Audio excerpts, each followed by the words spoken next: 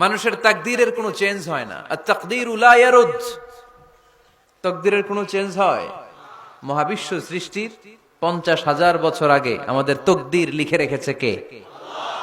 এই তাকদীরের কোনো চেঞ্জ নাই।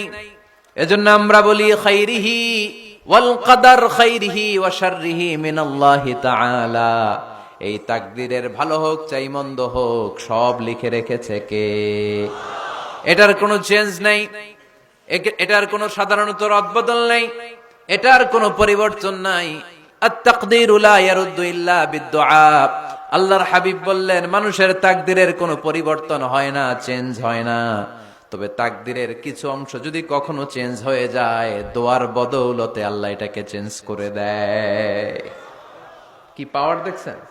তাকদীরও চেঞ্জ করে ফেলে দোয়া, তাকদীর চেঞ্জ হয়ে যায়।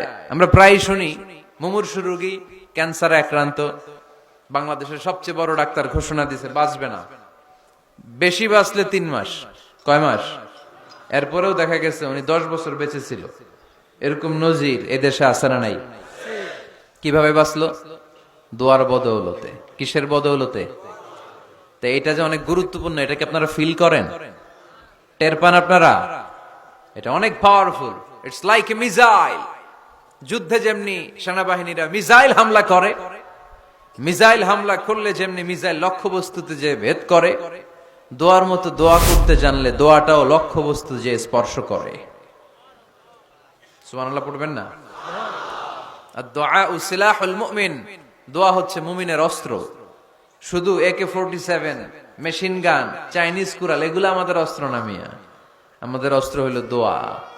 রাতের তাহাজ্জুদের জায়নামাজে চোখের পানি ছাড়ার যে দোয়া, এটা আমাদের সবচেয়ে বড় অস্ত্র। চিল্লায় বলতে হবে ঠিক কি না? এর চেয়ে দামি অস্ত্র আমাদের নাই। এটাই মুমিনের সবচাইতে বড় হাতিয়ার। দুনিয়ার সব কিছুর খেলা যেইখানে শেষ, সব কিছুর কারিশমা যেইখানে শেষ, ওইখান থেকে দোয়ার কারিশমা শুরু হয়ে যায়।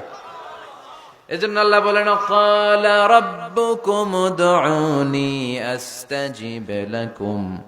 ও আমার গোলাম, তুমি আমারে ডাকো, আমার কাছে প্রার্থনা করো, আমার কাছে হাত তুলে চাও, চাওয়ার মতো চাইলে সব আমি দিয়ে দেব।